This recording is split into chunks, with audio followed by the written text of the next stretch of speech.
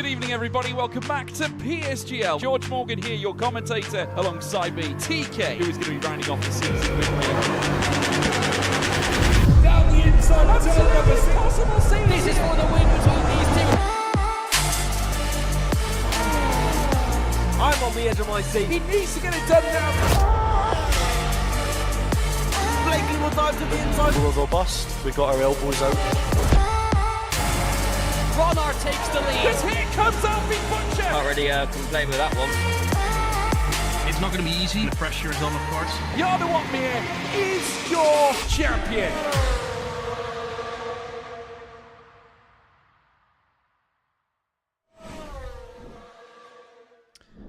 Hello, good evening and a warm welcome to you. Welcome back to PSGL. We have arrived at round number 5 here in the F3 tier, and we have arrived at a legendary track, to say the very least. It is Great Britain, Silverstone. Tonight, I'm Frostbreath, aka Rob, and I've been joined by Corey Brooks here in the 3rd tier in PSGL. Corey, how are you doing?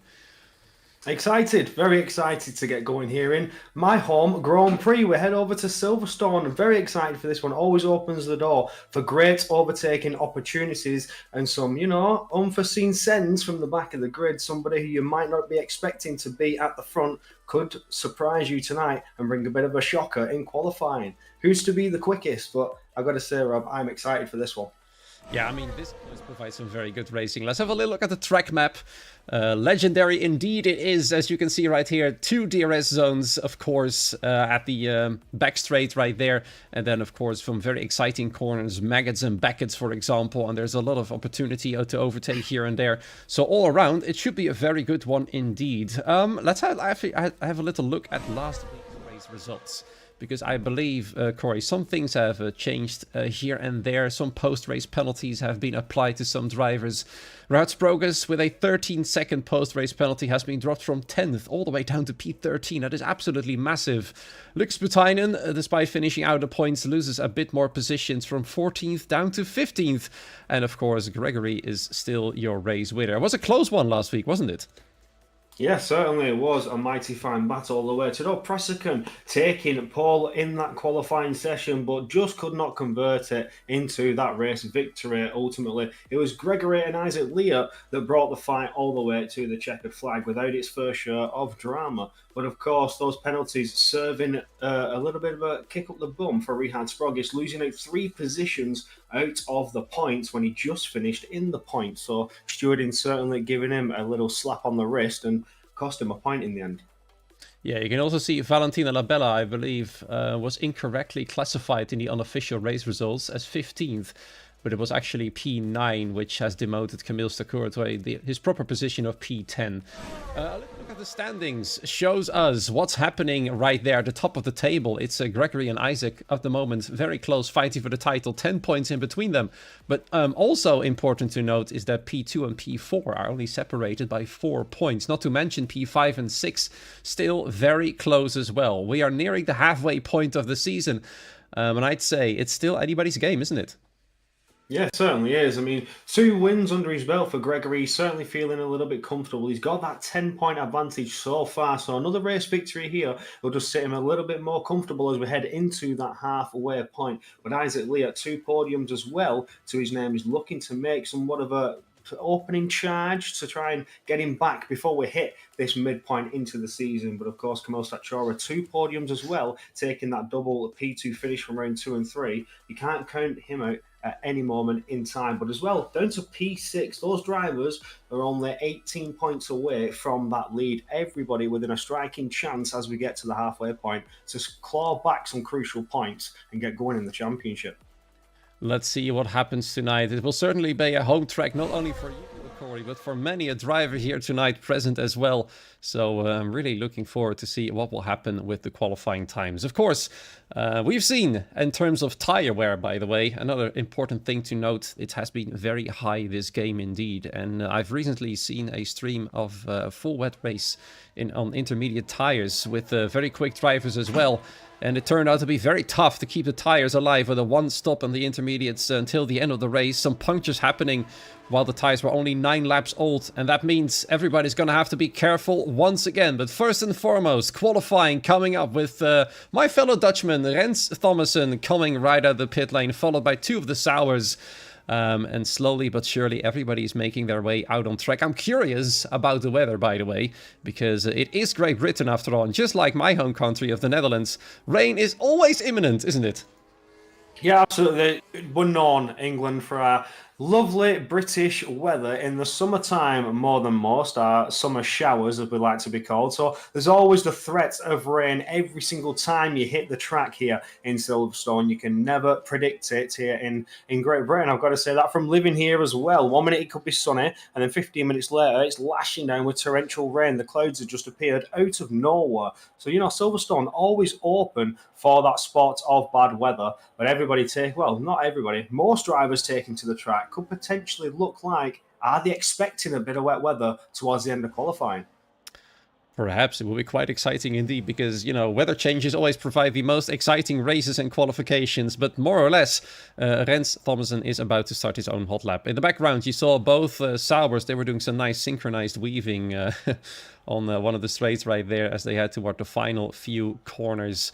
And then Rens will be the first to try and set a hot lap. Track limits, of course, always a big issue around Silverstone, especially when they head into Cops and come out of Cops, where you could accidentally go a little bit too far out and then completely ruin your hot lap, or get a 3-second time penalty along the way in the race. Anyway, Rens, as he is heading towards the next particular bit of the track at the end of the first sector, we'll see a very nice time indeed coming from him, hopefully. We've got some yellow flags here and there for some traffic building up at the final part of the track. But that should clear well in time until Rens arrives right there. The first sector time is 27.052. Rapid already, right out of the box, as he is approaching a little bit of traffic with a Ferrari and his teammate out on track. Isaac Lead, championship contender, is about to start his hot lap as well, but we're watching this man right now headed past the old pit straight right there, and then headed to the famous corners of Maggots and Beckett's. Well within the white lines, you can clearly see Rens is doing a banker lap. He's not pushing that hard yet, although the car slides a little bit through Maggots, and then headed to the next straight there. DRS wide open, Ferrari nicely moving out of the way, and then headed toward the final bit of the track. Purple obviously in the second sector. We'll soon see if the Saubers can match his lap time. Kamil Stakura, Ryan Modler out there as well. We can see Gregory Prutsibil finally exiting the pit lane. Aaron Raminges is not qualifying tonight. I have not seen whether he's got a qualifying ban or not, but he will certainly do a last to first challenge as Rens crosses the line. A 25.4 is the first lap time of the night. Already a nice opening lap there for Rens Thomas and Ryan Modler crossing the line there, just falling half a tenth short of that provisional banker time. But here goes Jury, how do you say that? Yuri to take a quicker lap until Kamil Statura now takes it ever faster by just under half a tenth. Zalan Bieda now crossing the line with the 25.3. So lap time starting to flood the tarmac. Stephen Vasso, 25.354. Identical times with Zalan Bieda on banker laps. That's lovely to see.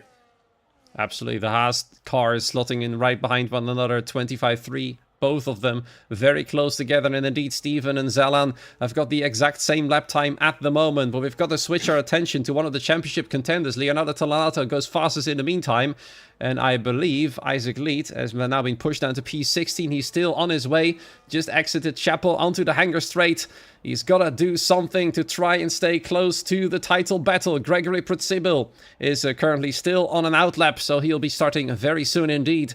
And he will certainly be looking to Isaac Lee's lap time. Campbell Adams now fastest overall with a 25.1. I feel like the 24s might be reached here in F3 tonight, with Isaac Lee now coming around the final corner across the line. It's only P8. 1 millisecond behind Daniel Kaya in P7. So it's very close. And the tiny margins are ensuring that a slight mistake might drop you down a whole slew of positions, as Tom Roberts slots the exact same lap time as Campbell Adams for a provisional pole. How often do you see that, Corey, at the top of the table? Crazy. That is absolutely crazy. Tom Roberts, identical lap times with Campbell Adams. Zalan Bieda, Stephen Vasso, identical lap times. Is anybody else going to make it 3 for 3? We're going to have 3 sets of identical times here, as I am on board with Gregory. He is coming around Luffield now and gets flat to the floor towards Woodcock.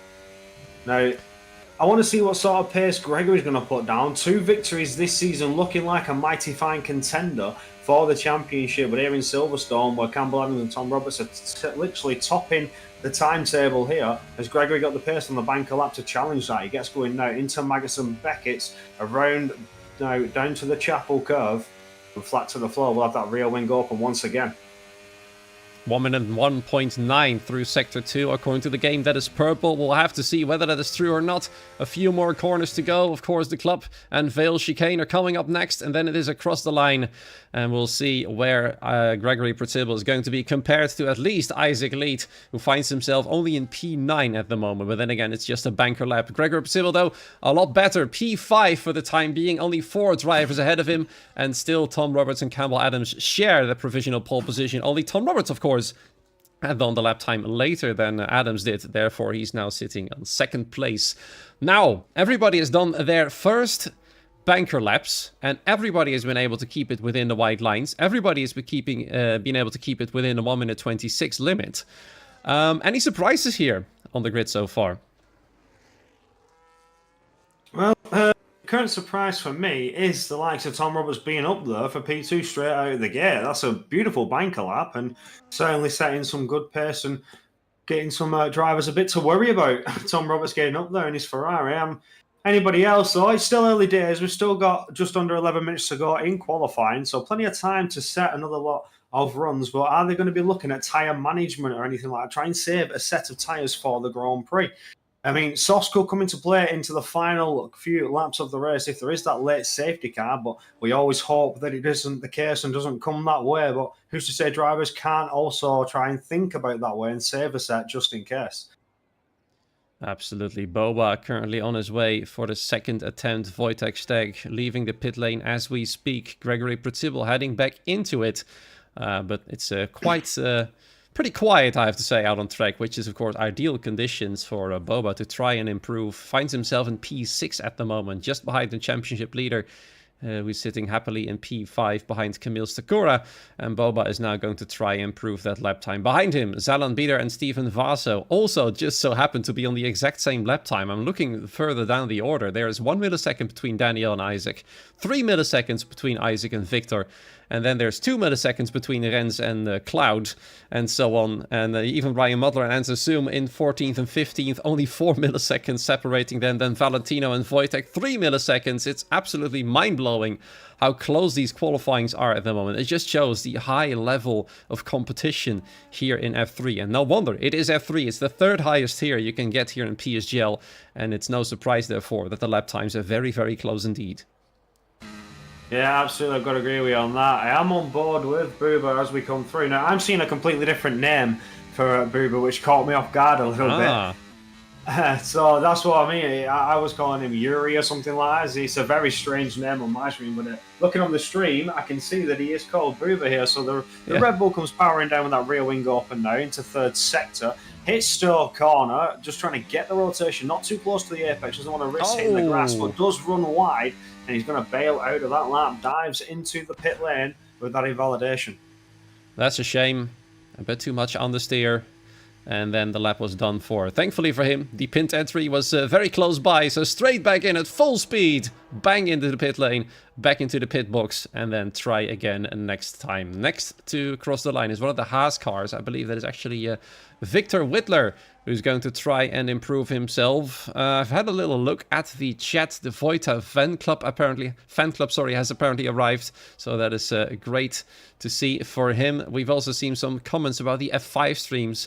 Yeah, it's unfortunately no longer possible to stream F5, at least for the time being, which is of course a shame. We always like to stream as many tiers as possible, especially the higher ones, for their incredible racing and close battles. But it's not meant to be this season just yet. But luckily for you guys, there's still F2, F3 and F4. And you're watching F3 at the moment. F2 and F4, of course, coming down in about 45 minutes. So make sure to tune in there as well. Victor Whittler then, on his way at the moment on the old pit straight, headed towards the very slingshotty corners, keeping it well within the white lines, and then headed toward Maggots, Baggets and Chapel, onwards to the Hanger Straight, and then only a few more corners to go. Where is he going to find the time? What's happened? Wojtek Steg on a flying lap. He's coming down towards Vale and gone right into the rear of Zalan Bieder. Oh my word, I'm so sorry. I was just watching Wojtek Steg's lap to see where the improvement was going to come for the Ferrari, and I was on board with that, and you see the aftermath there, the Ferrari cutting over the grass to get into the pit lane. He's just gone right into the rear of Zalan Bieder.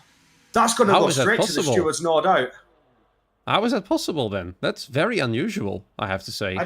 Zalan didn't see him come in. He's generating tyre temperature and he darts back over to the right onto the racing line under braking. Wojtek Steg has just gone straight into the back of him. That is going straight to the stewards, there's no doubt for that. I apologise for my reaction though. That really caught me off guard. I probably would have reacted the exact same way if I was watching him. It's, you know, sometimes you catch those things on camera and sometimes you don't. But Wojtek, I'm sorry for the fan club, but he's going to have to try again. Thankfully, he wasn't out of qualifying, as Kamil Stakura now goes fastest overall with Tomasetto Ilya next across the line. That is a shame there for Wojtek. The upside, though, as I said, his car is still able to get going. Zalan Bieder has come in straight away as well. Probably very shocked, to say the least, and absolutely no intentional move from him right there. It's just sometimes those things happen on track when you're focused on your own laps, to be honest. And then suddenly, there's a Ferrari in your rearview mirrors when you turn to the right, and then it's no longer in your rearview mirrors. In fact, it's in your gearbox, literally, and that means it's game over. Campbell Adams now crossing the line. Can he improve? He does improve by 4 milliseconds, to be precise, and therefore Kamil Stakura remains the fastest overall for the time being. He does indeed. 25, just about shy of a flat. But could we see that 24 time come anybody's way? He's running very slow, low fuel mode. Here's Camille Stachero just limping it back to the pits now. I'm on board with Valentino Labella. Is this a push lap as we get going out of Woodcott now and getting flat to the floor up to the famous and notorious Corpse Corner? Are you brave enough to flat it out? No, Valentino Labella not on a push lap. Gregory Pritzibel, though, wasn't on a push lap, and he's just posted now the second fastest lap time. The championship leader starting to once again flex his wings and cars and tires, and now he's all the way up to second place now, just ahead of Campbell Adams. Tom Roberts still hanging around in the pit lane, trying to find the perfect opportunity to come back out again.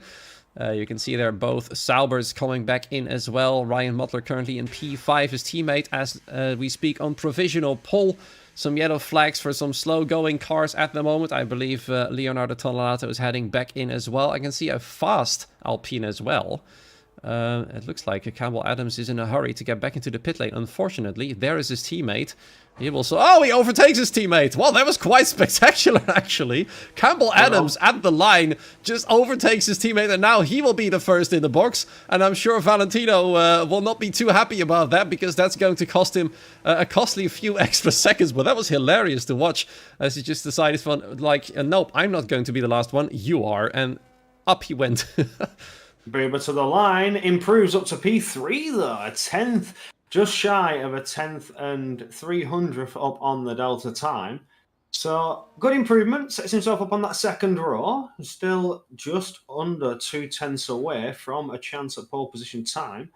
I don't know, is it to come for Bieber? Can he pull that one out? It would be quite interesting. For the time being, he's 4 milliseconds faster than Campbell Adams. Yeah, Booba Boba. It's we're not entirely sure what's the correct pronunciation for the name. I personally prefer Boba because of Boba Fett and stuff, you know, Star Wars and things. So that's why I pronounce it like that. Yeah, it's difficult with all the dots on the O's and the A's to make sure which pronunciation is correct. Either way, 3 minutes and less than 20 seconds remain in this qualifying session, and that means sooner or later the track will be absolutely swarming with cars.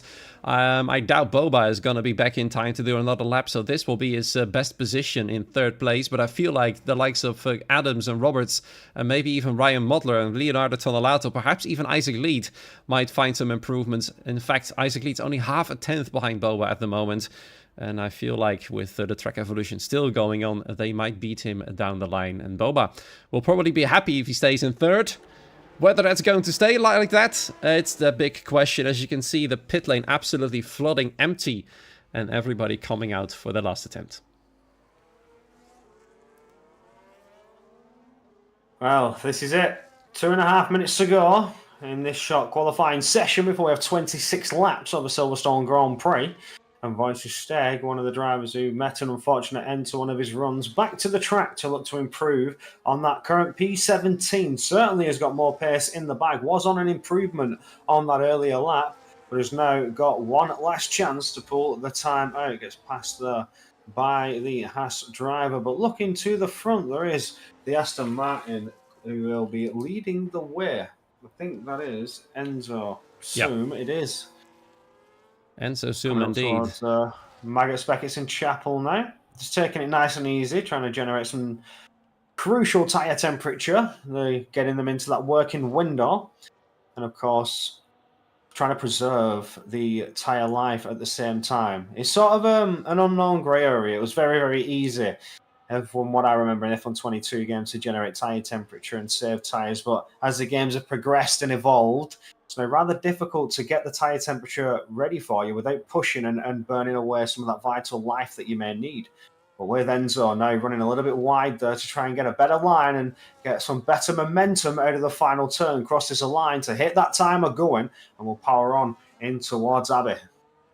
And now we'll find out who will claim pole position tonight. Will it be our championship leader, Gregory Pritzibel? Will it be anybody else around him? Because I feel like at least 8 drivers are in contention for pole position. I feel like Isaac Leach should at least get very close, because he's, after all, fighting for the championship. He's already won a race this season. He finished second last race.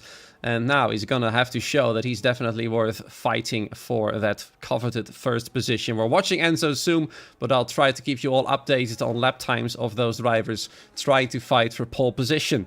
Enzo Zoom currently just exited Love Field corner, headed toward Woodcote, and then back once again for the last time on the old pit straight here in qualifying. One of the Alpine drivers is behind. That is, I believe, Valentino Labella, as we get quite a traffic jam in the final few corners. Both Mercedes drivers are the last few to start their hot laps. Hopefully they're still in time across the line. I can't see how much time remains. 17 seconds. They should all well be able to do it, including... Oh my goodness! Enzo Zoom just gone extraordinarily wide out of Chapel. I've got no clue what happened there. It almost looked like a brake failure, but his qualifying is most certainly over. We saw it happen there. The camera's quite far away, but he just went straight somehow. And that means his qualifying is absolutely over. That means switching our attention to Valentino Labella. Ignore the invite there through EA on my screen. Apologies for that one. As Labella is about to finish his hot lap right there. Is this going to be a big improvement? No, it's not. 16 milliseconds slower. Next across the line. One of the McLaren, Zalon Beater, up to P8 Isaac then. Leah. Yeah, Isaac Lead indeed. And where does he go? He does go into P3. Well done to him. He does get very close to his rivals. Many others finishing the hot laps now. 15th only for Rens Thomason. Tom Roberts stays in P6. Does not find the improvement from his previous attempt. Haas cars finishing there. Victor Whittler P12. Then the other McLaren there of Tomasetto Ilia P10. Next Haas car, Steven Vaso to cross the line. Where does he go? All the way up into P4. Massive improvement. And then there is Wojtek Steg going up to P60, even though it said outlap on his thing for some reason. Quite a glitchy moment there as well.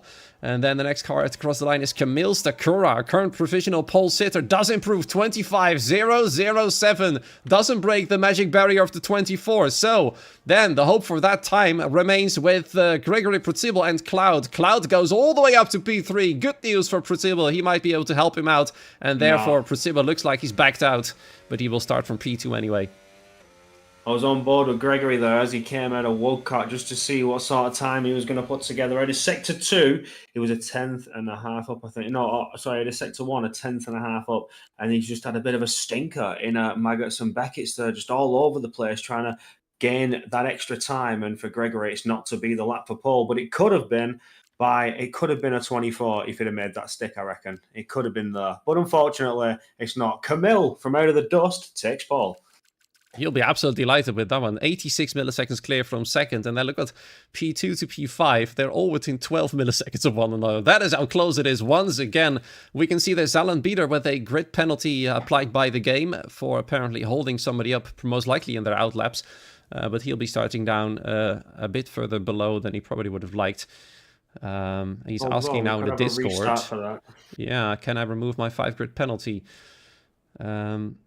I'm not sure if that's going to happen. Yeah, we restart. All right, Corey, it's going to be a restart indeed then. Gives us some extra time to chat about the qualifying results and our thoughts about where they're going to go from there. And of course, the weather, because right now it is cloudy. But I do believe, and correct me if I'm mistaken, the weather is going to be set to dynamic even in a restart, isn't it?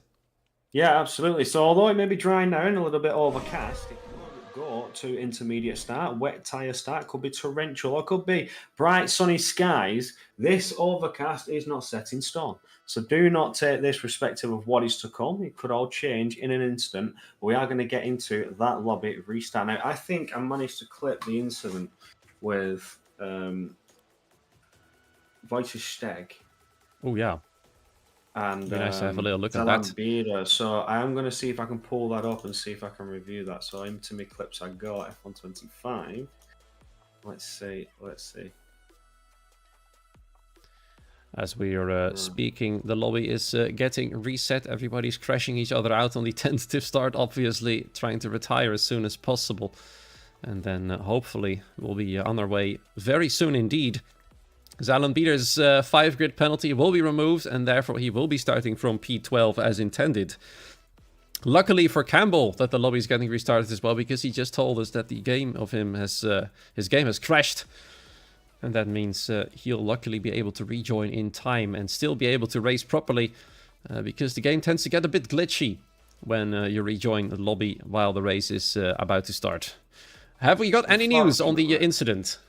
No, so I found the clip, but I was just a little bit too late. I got the back end of it, but from what I remember, Wojciech comes out of start full speed. Zelan Bieda is just warming up tyres on his outlap, so he's weaving. And he darts back to the racing line. This is in the braking zone of Club coming down towards Vale, coming towards Club chicane.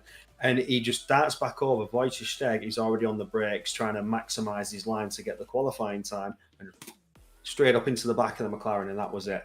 I tried to clip that, but I couldn't get that for a little bit of a review there. But that was just unfortunate contact there. I don't think Zelan Bieda had any idea the Ferrari was on a lap. He was just at the final chicane, getting himself ready to start his lap, as you expect. But Wojciech is coming to finish his lap and come straight up the rear of the McLaren and sends him for a spin, loses his wing and just cuts back over the grass to get into the pits, and rightly so after what just happened there. And he was looking to set some sort of improvement as well, because I was watching the lap from Sector 1, so just to see what sort of pace Wojciech could potentially pull out in that Silverstone session on his second run, just having a nosy at the drivers, and I saw that. And yeah, that was crazy. But it seemed like he was just one of those incidents where Zelan had no idea that Wojciech was coming straight down into Vale like at that speed, and it just, boom, contact was inevitable. Yeah, it sounds like an actual miracle that his car remained in one piece, actually. Yeah, he was trying to push the brakes as well, just, late on the brakes, trying to get the rotation range, fresh sauce, so into his hot lap. He's really trying to burn the rubber off and really scrub those front tyres, really throw the car in. He was as late as possible on the brakes, but Zelan was very, very slow. I'm talking 30 kilometres an hour, 40 kilometres an hour coming to the end of the chicane, and it was inevitable. Zelan wasn't going quick enough to avoid it, and Wojciech was on the brakes as much as he could do before he made contact with the McLaren. It was just an unfortunate scene of events, I've got to say. I'm glad I saw it, but it's unfortunate I didn't get a clip of that. I would have liked to review that again, but yeah, no, it's just one of those for that to go off what my memory serves me right, and it's just unfortunate. I don't think Zelan had any idea he wouldn't have just violently moved back over the line like that if he didn't have any reason to. So yeah. This unforeseen circumstance. I would be shocked if it was on purpose. So yeah, it's most likely not on purpose at all. Still though, Wojtek will be starting pretty much from the back. I believe he qualified in P16. Let's hope he can make up some ground in the upcoming race. It also does allow us to talk about the tires. I've mentioned it time and time again. Tires are a true thing in this game, Corey. And I've noticed that many a driver have picked the harder tire option these days. Instead of 2 sets of mediums, they do prefer a double set of hard tires. Now, I know on this track, a one-stop is quite easily done from hards to mediums, or mediums to hard preferably. But what do you think? What are they going to choose? Well, I'm still unknown on the strategies, because the more I watch the races, the more I try to guess a strategy. So I thought Austria, one stop, gotta be. No, drivers were again proving me wrong. They were going for 2 stop. Here in Silverstone, the tyre degradation on the F125 game is brutal. Everybody's coming to terms with this. All the drivers are starting to realise this, and 2 stop seems to be quicker now. When we're comparing this to F1 drivers as well, the F1 tiers, if you look at the way they do it, I've seen Barry Burman as well try to go for the 1 stop in E-Series, and it sort of worked but didn't. And then you've got the 2 stoppers that are just within the top 3, but the tyres have died before they can make moves. And then those ahead that have done the 1 stop are just defending and able to fend off that car from behind. So it's mixed, it's track dependent. I couldn't tell you. The 2 stopper has been quicker on some tracks I've seen. The 1 stopper has proved to be the better strategy and able to fend off that 2 stop attack. It's up in the air. But here in Silverstone, I suspect we're going to see some 2 stoppers being thrown in here just to test the water. Yeah. I mean, sometimes it somehow works, and of course, safety cars could still throw in a spanner in the works, obviously. The weather as well. Like I said at the start of the qualifying, a 1 stop works with the intermediate tires, but you've got to really nurse the tires. I've seen them pop on the second stint when the car is lighter, has less fuel, and therefore it should be less on the tire wear. But that's where the tire wear was much higher than in the first stint, most likely due to the line actually getting drier and drier, and therefore the inters taking up more and more tire wear, getting hotter and hotter, and then just popping after only a few laps in the race and the second stint. And that was, of course, a nightmare scenario for quite a few drivers. So let's see how that is going to play out tonight. We'll first have to have a little look at the weather. As I said, it is reset to dynamic once again. The grid has been formed. Campbell Adams is back in the lobby. Not to mention the fact that Zalan Bieder's grid penalty has been removed, but he'll certainly be investigated by the stewards after the race anyway for the qualifying incident. And now we move on to the big and exciting part. 26 laps on Silverstone. Let's have our predictions for the race winner, shall we? I mean, it could go anywhere here. It's one of the tracks where you've got plenty of overtaking opportunities. I've seen moves coming into Vale, into Club Chicane. I've seen moves around the outside of Stowe Corner. I've seen them in Maggots and Beckett's. Sometimes over the Chapel Curve, they get close enough so the driver ahead has a bad exit and you can get side by side before the DRS activation point. I honestly couldn't put a name to it. There are so many places to potentially attack, but the dirty air is proving to be a denominating factor in those overtaking opportunities. Oh, but the here we lights go. Take us away, Rob. Yeah, absolutely. 5 lights, and let's see if Camille Stakora can retain that first place from the line, and off they go.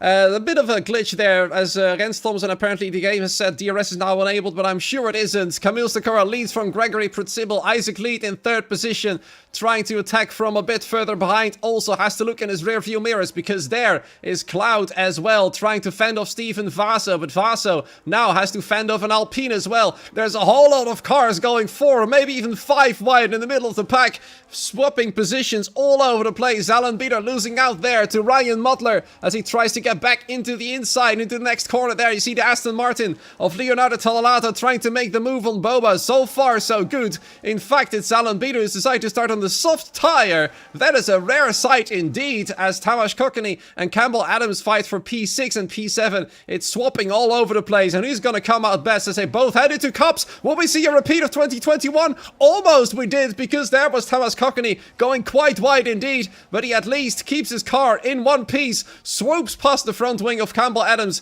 and at least for now retains 6th position. At the top of the field though, it is Camille Stakora retaining the lead from Gregory Pritzibel, and the 2 championship contenders are quite close together in 2nd and 3rd.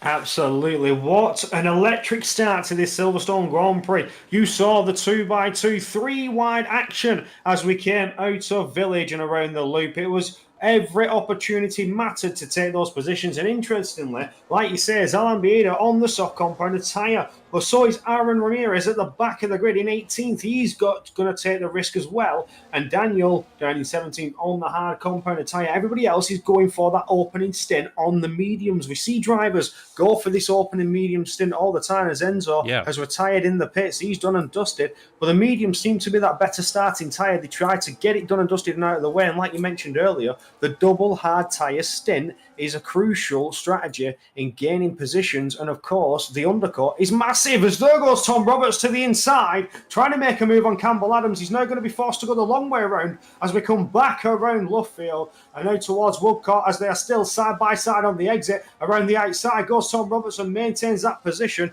before we get around Woodcourt Corner.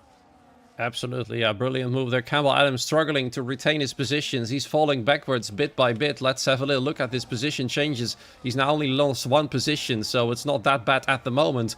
But Tom Roberts is definitely making up ground. He was, in fact, momentarily sharing provisional pole position with Campbell Adams, and now he's passed up into P7. More, perhaps, to find for him. Isaac Lead has gotten past the other Mercedes of Cloud. Now he's in a Mercedes sandwich right there. Let's see if Cloud is going to help out his teammate for the championship by trying to harass Isaac Lead here and there with overtakes, or at least attempts of overtakes here and there in the center. I see a question there. Lobby is glitched. Renz appeared like he was lapped. Yeah, there's a common glitch at the race start, but somebody just appears in the race lead temporarily and then sinks back down to where they should be. Thankfully though, no major glitches and everything is still in perfectly working order. I believe DRS wasn't enabled after all in lap 1, which is always a big relief. So everybody carries on, except for Enzo Zoom, who has already retired from the race after his nightmare in qualifying. I feel like he's actually having some wheel issues here and there, or some pedal issues, and therefore is unable to carry on racing for now. I am looking on at the front of the field. Gregory was getting a little bit closer to Camille as we got going to the start of lap 3, but Camille's just bridged a bit of breathing space. No, rightly so. Gregory doesn't want to be caught in that dirty air, especially as we get going towards the back end of Sector 2 through Maggots and Beckett's. You're going to need that downforce, and that lack of downforce trying to follow in that dirty air can prove devastating on the tyres while you try and keep that gap as low as possible. Everybody else has just settled into a rhythm now, trying to preserve the tyres as long as possible. This is normally what happens in the first 4 to 5 laps of the Grand Prix. They sort of assess the situation, think about what the next steps are, and potentially see how bad the tyre wear is going to be under the current race pace. But it is one huge DRS train for all 19 drivers. Nobody broken away and outside of that 1 second yet. It is though. Rens Thomason, he was struggling to keep up. He's losing ground more and more. Now 8 tenths behind the next car of Aaron Raminges. Now the good thing for Rens is that Aaron is on soft tires, which will die pretty soon, I fear. And I feel like they are certainly going to try a 2-stop strategy when starting on those compound of tires. Daniel Kyer, though, he'll find his way through the field later down the line when the mediums start dying as well. For now, he hangs on to the DRS quite well, but he's all the way down in 17th position. So I feel like he's done an all or nothing strategy, sort of, and is going to try and go for the long run on the first stint and perhaps try and attempt a 1-stop, because as I said, it's definitely possible here. But I feel like some drivers might disagree with me there. We're on lap 4 right now, and as it stands, Kamil Stachura still comfortably leads somewhat from Gregory Przebyl, who has got his nearest rival, Isaac Lead, right behind him. Cloud in 4th, Stephen Vaso in P5, and moves are made here and there. But for now, though, as you said, a long DRS train, and we'll see who's going to make the first mistake, and then somebody behind them will try the overtake for sure. Well, I've just seen that Aaron Raminges, he's fell out of that 1 second crucial DRS tool that he could have used to stay with that train. He's now going to be under threat from Rens Thomason behind, but he is on the soft compounder tyre, so he is at the minute got that tyre difference, but I think that he's missing an end plate. Yeah, so the drop off there from Aaron, he's damaged. Crucially, losing that downforce has slowed him right down. It's 1.7 now, and we'll just get ever bigger of a gap to the cars ahead. That's going to be a big struggle for him on tires that are dying already and a front wing that isn't cooperating, and Rens wants to get past as soon as he can. He needs to use the first DRS opportunity to overtake him and try to find the connection to the next car. His fellow Dutchman, Daniel Kyer, in P17. But that's going to be proven very tricky indeed, because the DRS train is so long, and on the straight they will be pulling away quite fast when you're alone trying to catch the pack. I can see in the front of the field, Isaac Lead now getting very close to Gregory Przebyl. He was 7 tenths back on the previous lap. Now he's closing up the gap quite rapidly, trying to find a gap somewhere and attack as soon as he possibly can. I wonder which drivers are playing the patience game and which drivers want to cut through the field as fast as possible. We need not to forget that Aaron Raminges has started from last place, having not qualified tonight.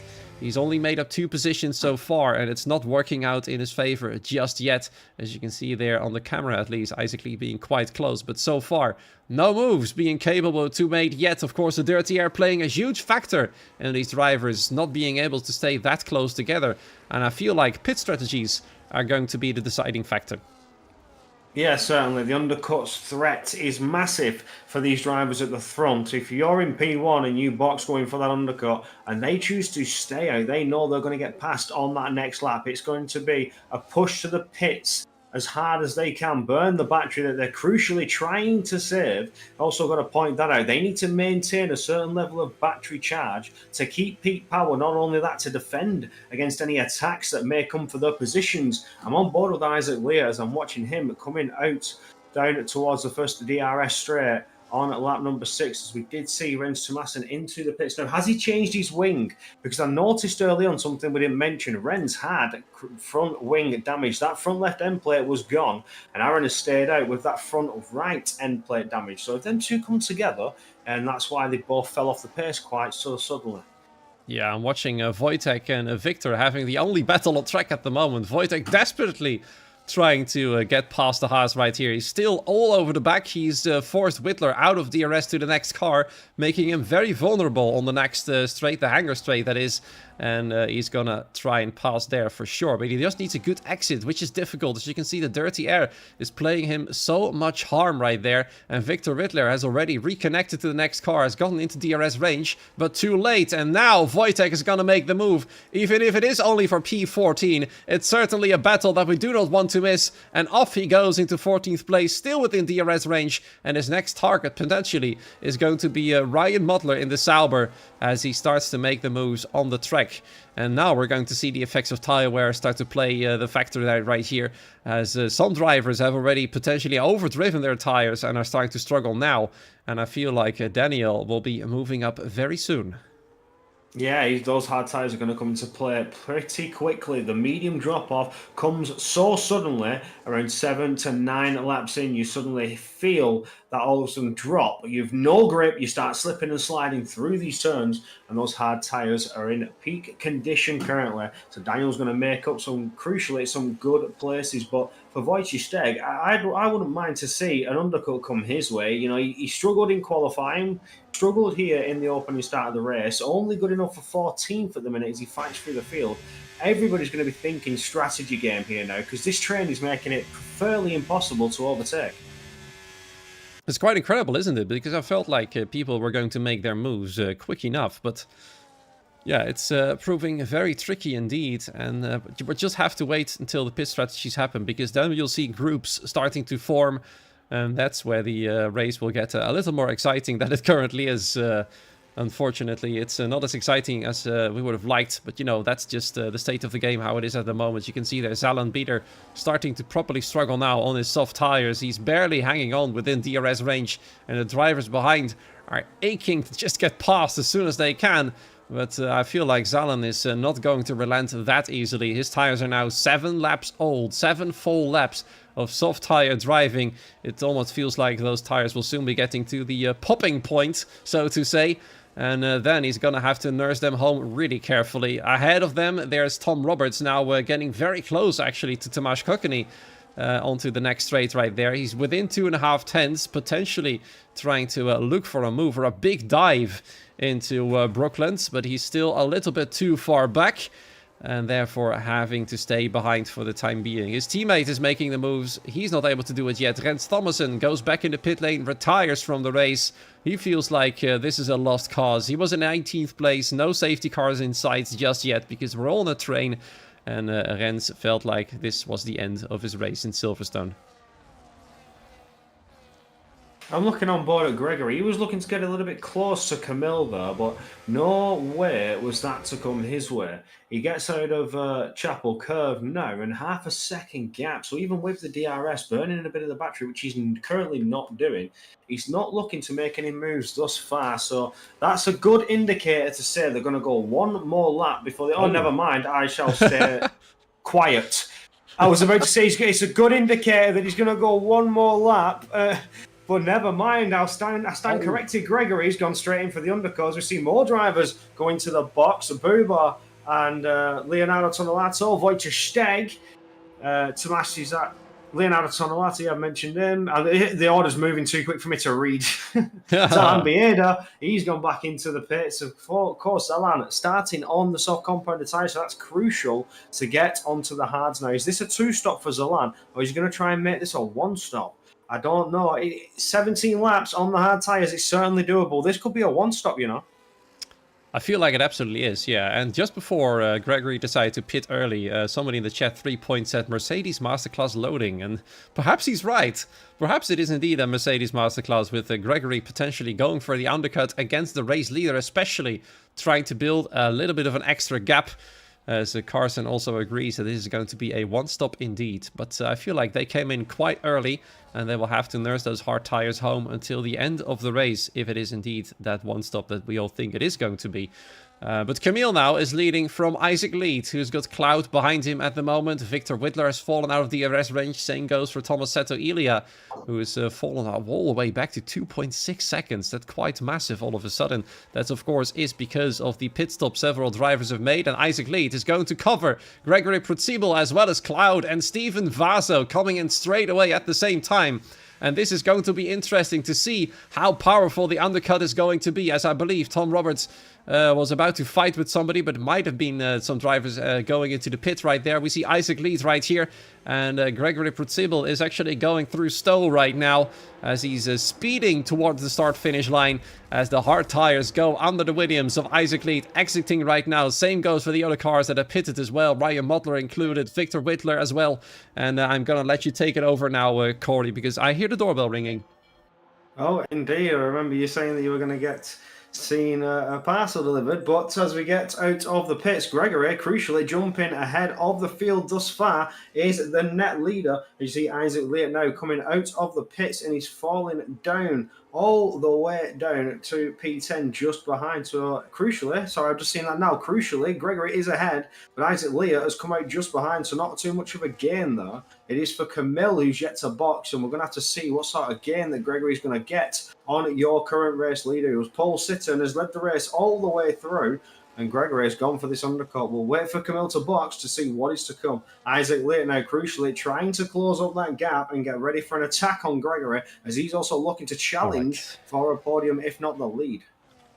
Indeed, I'm back in business. Tom Roberts is absolutely going for it on Tomasz Kokony right there as he heads straight away into the pit box. Overtake done, pit went straight away, and off he goes for his pit stop right there. Gregory Prudsible now still not that far away from Isaac Lead. It turns out to be his undercut potential wasn't as strong as he probably would have liked, and Isaac Lead is now getting very close indeed for the attack. This is for the championship and one of the battles you want to be watching for. But the race leader Camille Stacora has decided to pit as well alongside Tom Roberts, and now we'll find out how powerful the undercut is with 2 laps difference between those tires. And I'm impressed to say that Aaron Raminges have decided to pit right now to go for a fresh set of hards as well. He's managed to keep those softs alive long enough, and his broken front wing as well. But there we are then. The race leader Camille Stacora slots in right in between the 2 championship contenders, locks the tires going into the corner, manages to just stay ahead, or is he? Because there's Isaac Lead. He wants to get past immediately because Camille Stacora is not as high in the standings as he is, and he doesn't want him in the way. He wants to be with Gregory, and now they go side by side toward Brooklands. Who's gonna come out best? It is indeed Isaac Lead. I believe that is just purely because the tire temperatures were just a little bit more in his favor. Yeah, I've got to agree with you on that one. Isaac Lear just had those tyre temperatures a little bit higher than Camille, who's just come out of the box trying to fend off that undercut. But Gregory has done well to get ahead. But again, it's not been as powerful as you'd like to see on other tracks. Camille has come out well within striking distance of taking back that net race lead. Gregory has done 1 lap extra on those tyres, and Camille going 1 lap longer has proven that it's not as strong as you would expect. Yep, many more drivers are coming in. The last few drivers remaining on the medium tires now pitting for their set of hards. Tomasz Kokony included, Tomasetto Ilia, as well as Valentino Labella, and of course Daniel will carry on for a little while longer. He started on the hards and will have to carry on to, I'd say, at least lap 16 to make those mediums work until the end. Gregory Prudsible, therefore, now the race leader, taking it from Camille Stacora, who pitted 2 laps later, but he will now have the fresher tires of the top 3, sorry, who are fighting for the win. Cloud as well, still within contention. Stephen Vaso, thanks to his earlier stop, has managed now to connect to the top 5, and now it has become a 5-car race for the win. Tom Roberts is trying to get closer as well. He's 1.5 seconds clear. He's got a whole slew of cars behind he could potentially work together with, but now I believe the race has finally opened up for some exciting battles.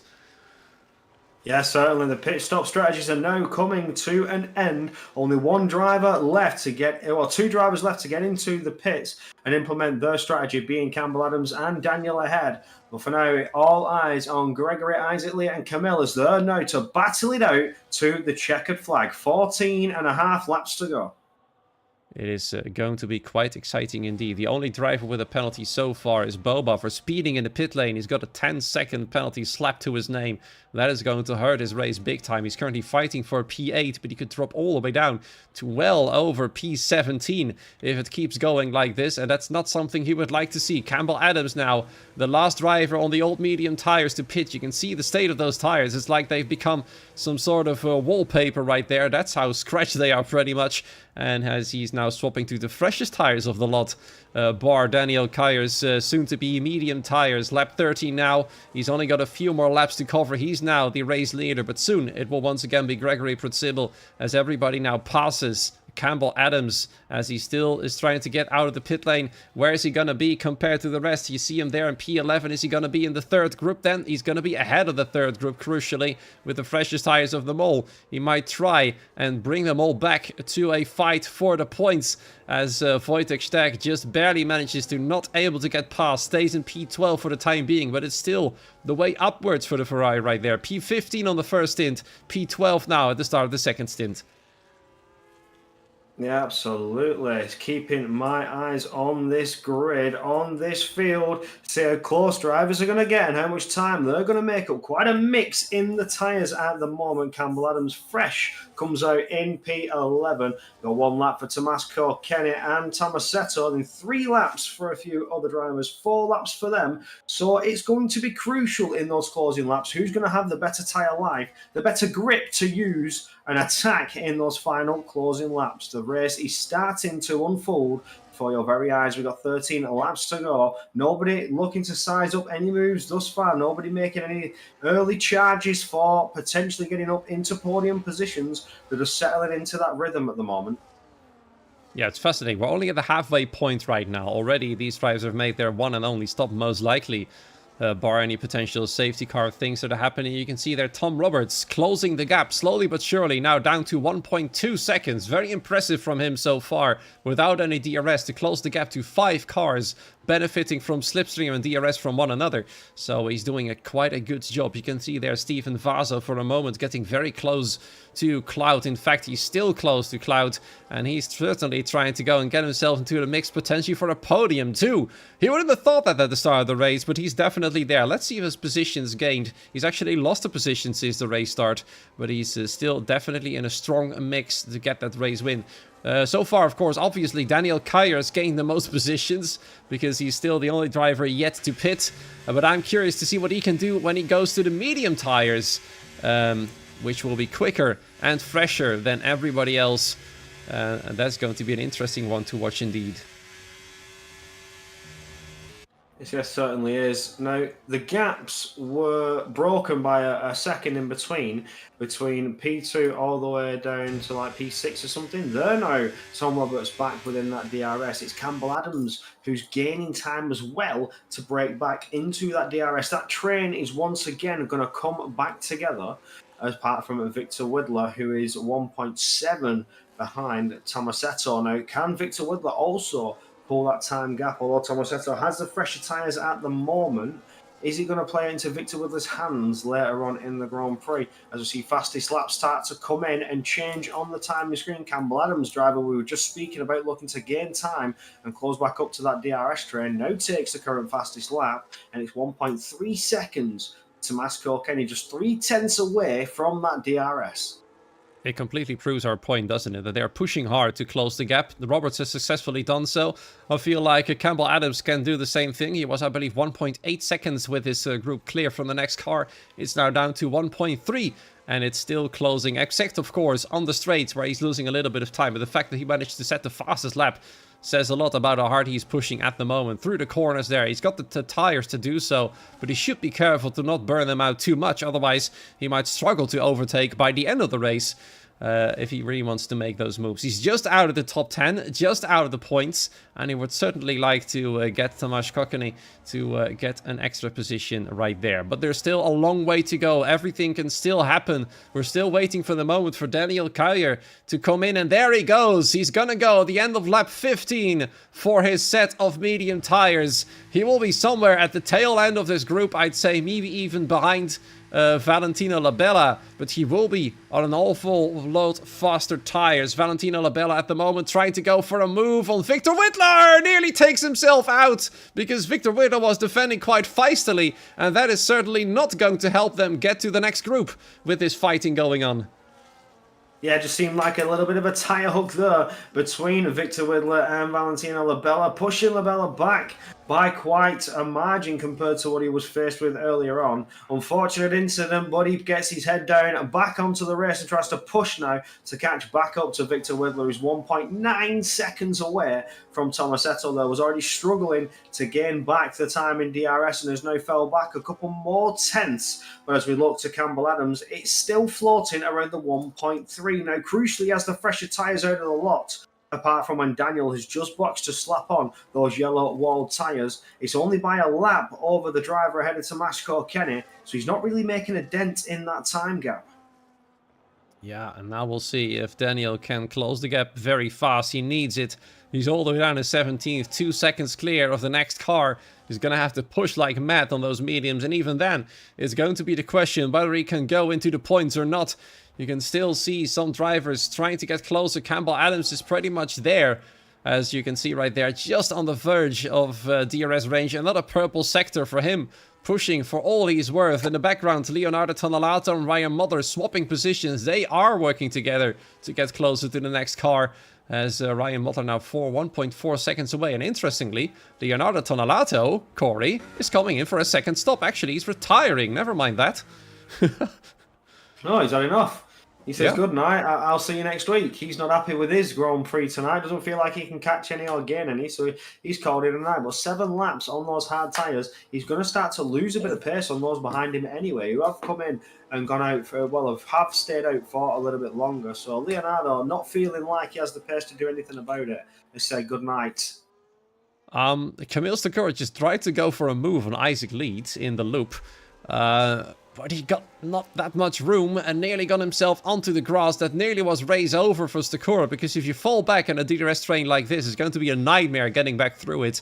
So it showed like Isaac Lead absolutely did not want Camille to get through. He wants to take the fight to Gregory Protzibel alone, and with nobody else, not even the man who started on pole position, now finds himself at the moment in 3rd place.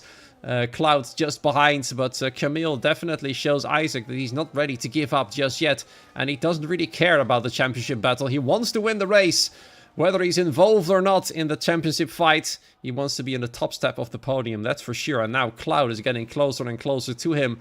He could make life difficult for him as well, but for now though, the entire field remains the same, from 1st all the way down to 17th.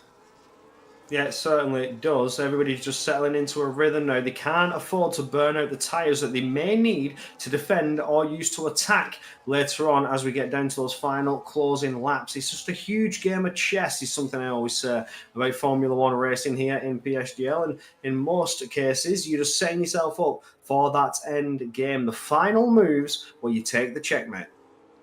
No surprises seeing Daniel Kyer taking the fastest lap of the race. Well faster than the others. He's already caught up to Valentino Labella. He should clear him pretty easily, but then there's another gap to the next car of 1.6 seconds, and then another 3 seconds to 3 cars still not fighting for the points. So I'm afraid to say that Daniel Kyer's strategy has not worked out at all. He's now up into P15 as he easily passes Valentino. Of course, Valentino making no big issue out of it at all. He's going to try and hang on to the RB to take some slipstream and DRS while he can, to hopefully get a little bit closer to the next few cars as well. But it looks like Daniel's attempt of a reverse strategy has completely not worked for him at all. Lap 18 at the moment. We're reaching the final stages of the race.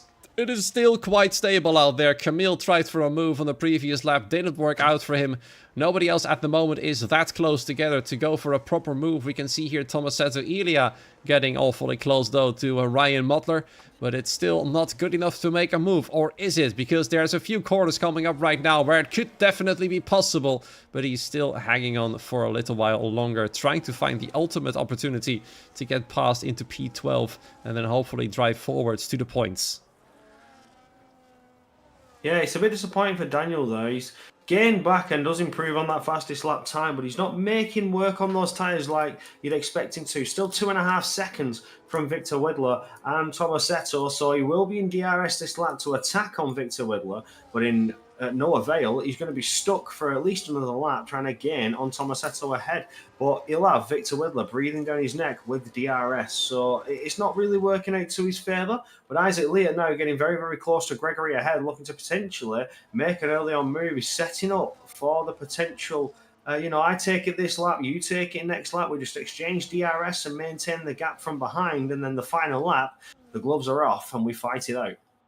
Yep, exactly. I mean, it's going to be difficult whether which position he wants to be in. If he stays behind Gregory, potentially Camille could try another attack. So he's just trying to push Gregory to go a little bit faster through the corners. Stabbing a little bit here, stabbing a little bit there, trying to potentially force him to a mistake as well. But so far, Gregory has been absolutely rock solid, so to say. His pit stop has worked out perfectly to take the lead of the race. Isaac Lead has kept behind Camille Stakora all the time after the round of pit stops. Camille wanted to get past, but Isaac tried to not make that move happen. Stayed now in second place still. And we'll see what they can do on the final lap and whether he is going to allow himself to overtake Gregory potentially later down the line before the last lap even happens. It's still all to fight for, and of course these two drivers are the prime protagonists of the season, aren't they? Yes, certainly are. It's Isaac Leah versus Gregory Prizable here at this point in the championship. 10 points separating the two. Gregory leading, Isaac trying to close that gap up, but with another finish like this, Gregory winning will just extend that lead a little bit more over Isaac Leah. But still, crucially, Isaac Leah finishing P2 on the podium as higher points that he can get without winning the Grand Prix. He's doing everything that he can to stop this charge from Gregory. This would be his third win of the season thus far in 5 rounds. 3 wins in 5 rounds. Good record to hold so far going into this season 40. Yeah, 3 out of 5 is quite an impressive achievement, to be fair. And it will definitely show the others that he is definitely the one to run away with it, potentially. But he's got to win this one first out of all. And I saw for a moment there Tomasetto Ilia getting very close to Ryan Modler for a potential move. And I feel like Ryan Modler is potentially... Yeah, there he goes. Wojtek is making no issues out of it. They can see Daniel Kyer bringing along a few other cars to mix themselves into this battle right here, and I don't think they want that to happen, but I'm afraid they've got no choice. Daniel's a whole lot faster. He's already shrunk the gap to 1.6 seconds, so even though he will most likely not finish in the points tonight, he's still done a mighty effort to go from, what was it, his starting position? 16th, potentially to P11, which is still a strong effort indeed. And I believe the point for the fastest lap still stands here in PSGL, although I'm not entirely sure whether that stands when you finish out of the top 10. Yeah, I agree with you on that. I'm on board with Wojciech Steg, as Tomasetto got very, very close to try and challenge Wojciech Steg for that position. We saw Ryan Modler get through. Now here comes Tomasetto Elia to see if he can push on through. We get to Brooklands there, no avail so far. Get around Luffield. And still not close enough. It's probably going to come out of the Chapel Curve with DRS. But again, with the way Wojciech Steg's going, he will have DRS to defend against the charge from that McLaren. It's just something's happening. Something's happening. Camille Stakora is falling back. Sorry to interrupt you right there, but it looks like he might have punctured or something because he's gonna go slow all of a sudden. I feel like he's made a mistake, I think, because he's still going... Now he's going fast again. But Cloud is already overtaking him for the podium. Right behind them, some chaos starts to happen as well because Tom Roberts finds himself with an opportunity to get past Steven Vasa right there. He's been harassing him lap after lap, and now he's been close enough on 2 opportunities to get past the Haas, but still unsuccessful. Camille Stakora dropped back 1 position. It looks like he's struggling with his car. Those tires, despite having the freshest, appear to be dead already. That is quite unusual. Yeah, it's just so difficult to overtake. The dirty being in the F125 game cycle, as bad as it is, it's just proving how much it burns away on those tyres, and they just drop off very, very quickly.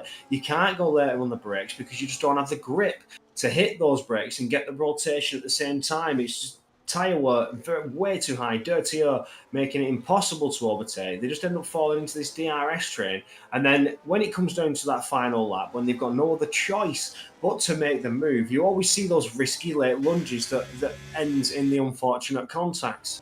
But it's just the way things are at the moment. The driver's managing the gaps very, very well. It's Tomaszko Kenny who gets really, really close to the back of Zalan Bieda, though, potentially sizing up a move coming out of Chapel Curve when the DRS is available. Yeah, he's got no choice because right behind him, Campbell Adams is thinking the exact same thing. He wants to get past. In the meanwhile, Steven Vasa is struggling big time to keep the gap within DRS range. That was to Tom Roberts' benefit, but he's fallen backwards as well now. And further back in the background, you saw there, nor Campbell nor Tamash can actually go and make the move. But through the corner, Zalan Bieder now appears to be struggling quite a lot. This is the moment where the tires are starting to shut off if they are worn too much. And this is the moment where the moves have to be made.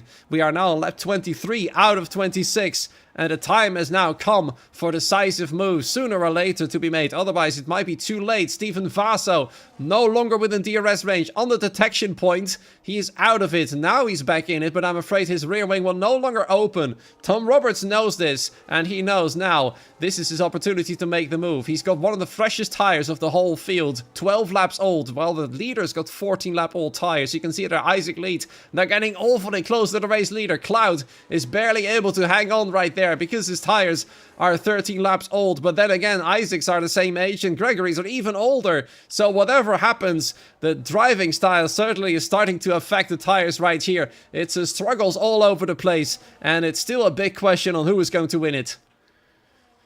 Yeah, it really is. It could go anywhere now. We're closing down to these final laps. 3 laps to go. You normally see moves start to get made on that penultimate lap, but everybody's now trying to close those gaps up and get themselves ready, sizing up their opponent ahead of them, making themselves large in the mirrors. And who could potentially be sizing up that overtake? Steven Vassar now under threat from Tom Roberts. Roberts making the move here on lap 23. Crucial move, which could help him close up to the back of Camille ahead. It all depends on how Vassar is going to respond on Tom Roberts.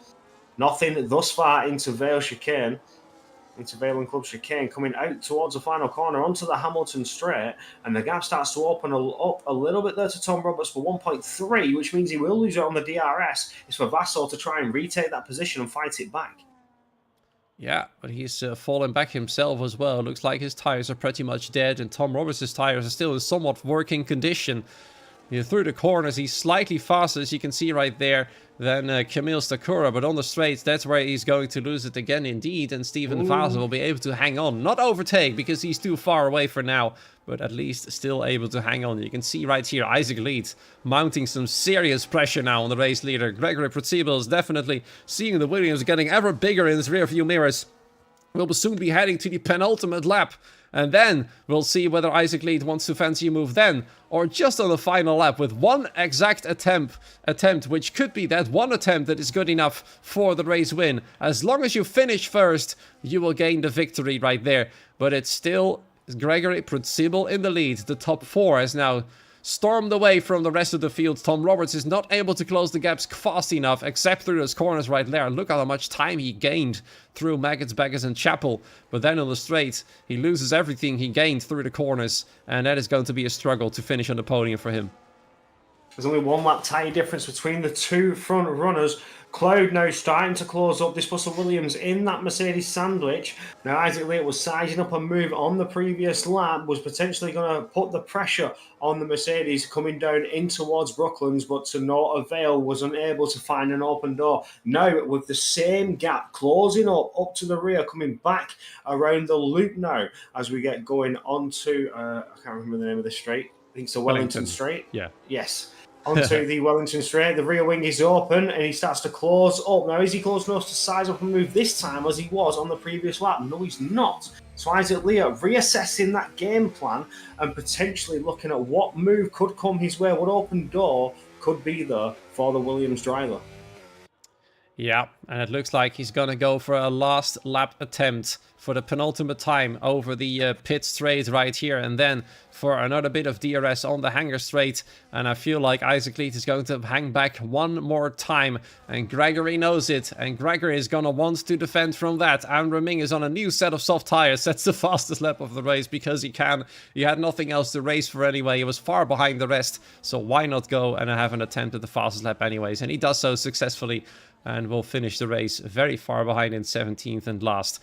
Now then, the last lap is coming up, and I feel like this might be a figurative or even a literal banger of a final lap. Let's see how they manage to race each other right here for the win of the race. The 2 championship contenders with 2 others in tow. Tom Roberts, look at that, 1.0 seconds. He's on the verge. He needs one more good corner to get back within DRS range, but I think it's going to be too little too late. There he is.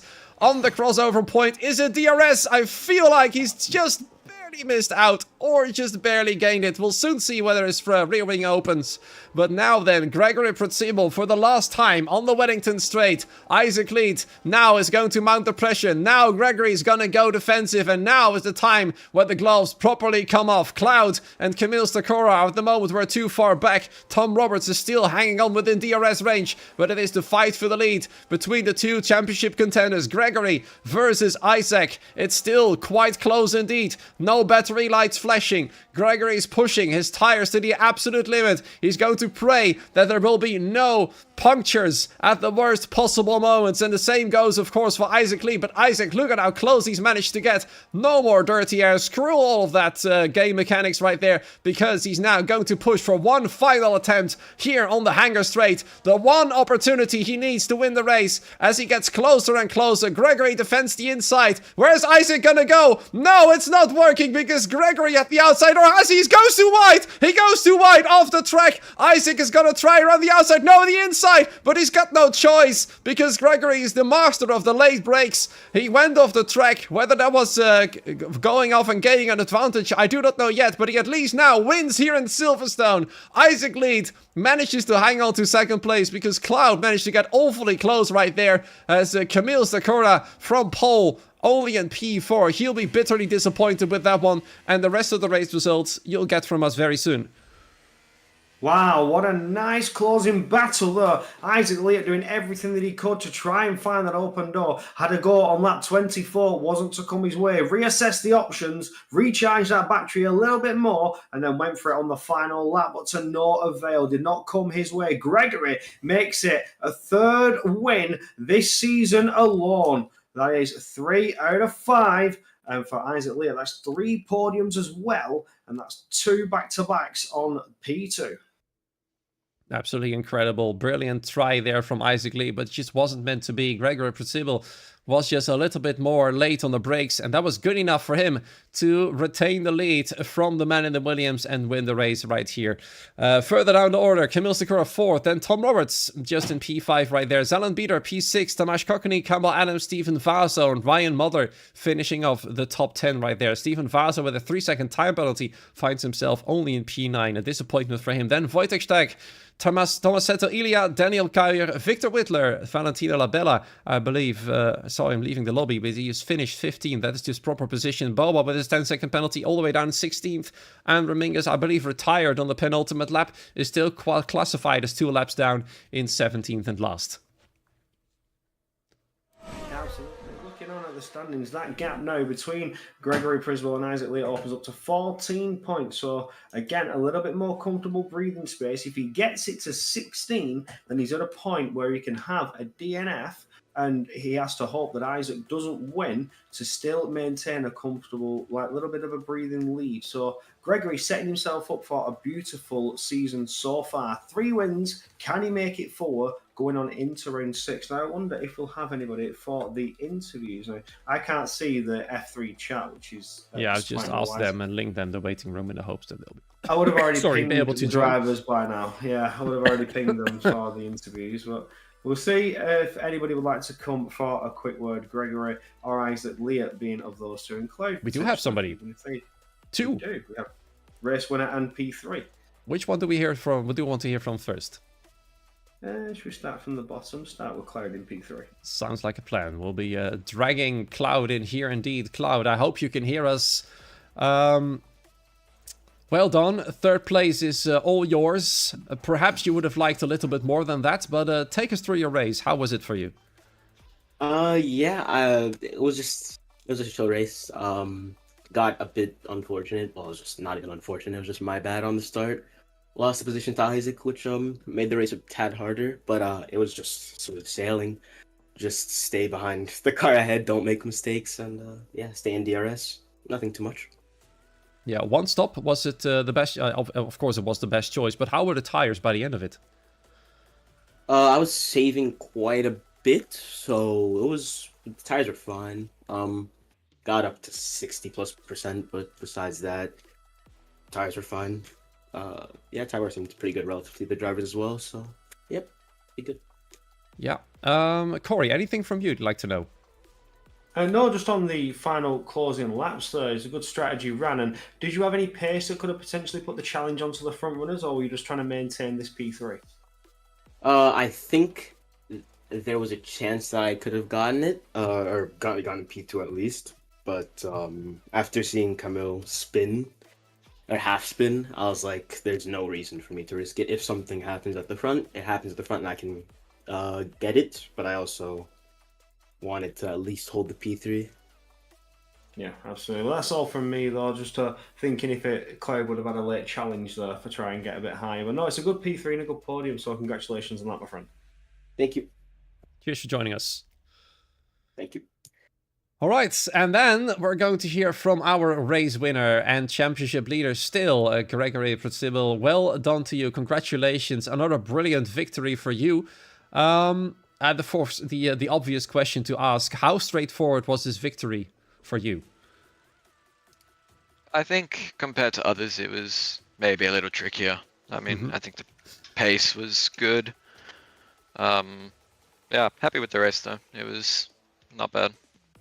Is it safe to say that the pit stop strategy for you was the deciding factor for your victory tonight? I think there's so many strategy options here. I mean, you can do what Camille did. I think if a perfect race was driven, Camille probably would have won that. So, yeah, I'm just kind of happy that the undercut worked how it did. I thought it would be worse, but yeah. And then you suddenly found yourself with Isaac Lead in tow all race long until the final lap when he was trying to do something. How was your approach to defending your lead at the final lap? Just hold the inside, don't die. I think that was a little bit of contact on that into Stowe, so we'll see. Yeah, well, I mean, well done to you. Corey, anything from you you'd like to ask? Nice, just 3 out of 5 so far. Looking very, very good going into this season 40. How do you feel about the next round? Are you looking to potentially make it 4 wins? Yeah, hopefully. Not sure how I'll do at Hungary, but we'll see. Don't like the track. Yeah, Hungary's certainly going to be one of those that's going to be difficult to overtake with how high downforce that track is. Not a lot of places to make a move. The corners come at you pretty quickly and everyone's just trying to survive in that essence. So Hungary, you know, we're looking forward to seeing you out there and see what sort of pace you can do. But for now, congratulations on another victory. And again, 3 this season so far, 3 out of 5. It's a good record to hold. Thank you. All right, and that does conclude the interviews for tonight. Unfortunately, Isaac Lead was not able to join us. So people in the Discord, Corey, commentating about the race themselves. Tomasetto Ilya saying, what a garbage race. People saying, impossible to recharge. People talking about the tire wear, as per usual. It's like the chat of the year, the tire wear and the impossibility to overtake, isn't it? Yeah, it really was. You could just see that even the undercut wasn't as powerful as we've seen on some other tracks. Camille Stachero was able to go 2 laps longer over Gregory's strategy and still came out within a striking distance of DRS and potentially making the overtake. So again, it just goes to show the tyres are all track dependent. You can't set on one strategy, as mentioned by your race winner as well. So many strategy options to use. It's one of those here in Silverstone. You never know where it's going to go. Yep, and now it's time to look forward to the next range. So you mentioned it already. It's going to be Hungary. And that track, of course, is notorious for being very difficult to overtake. So we'll see how they're going to carry on right there. But I feel like the tire strategy there could play a much bigger factor than it did here in Britain, can it? Yeah, absolutely. And as well there for round 7, Bahrain. Hot track, tyre temperature is going to be massive. Tyre degradation going to be huge. The next 2 rounds are going to be brutal for these drivers, and then they get themselves that 1-week break. So again, next 2 rounds absolutely crucial before you come back for the second half of the season. So it could go either way in Hungary or Bahrain. The strategy is still unknown. It's all track dependent. It wouldn't surprise me to see the 2-stopper come out next week. Yeah, I would love to see it. I mean, that opens up so much more racing abilities and options for every driver out there. So really looking forward to see what they can do in Hungary and Bahrain as well. And then I'm sure they absolutely deserve the break at the end of August after such tough races just over the halfway point of the season. From me and Corey, though. Corey, for you, any last words you'd like to say to our dear viewers? Pleasure to be back in the F3. I've seen 2 races here this season so far, and they've not disappointed. They've certainly opened the door and opened my eyes to what strategies can be and the way these cars are handling in this F125 game cycle. I've not done too much driving myself personally on this game. I was driving a lot on 24, but this game sort of not so much. Hard to find the time with all the comms that we keep doing, but hey, I love it. I love to be here in the booth. But for now, yeah, I'm happy, and we can leave it there, Rob. Yeah, I think absolutely. I mean, for me personally, I've been all over the place in PSGL this season. F4, F2, and now F3. And hopefully this is the place where I'm going to stick for the rest of the season to see who's going to fight it out for the title. For now, though, it was a brilliant race once again, albeit a little bit much DRS trainy, but we'll see how that carries on in Hungary next week. For now, though, have a great morning, afternoon, evening, wherever you are. And next week, same place, same time. Until then, goodbye.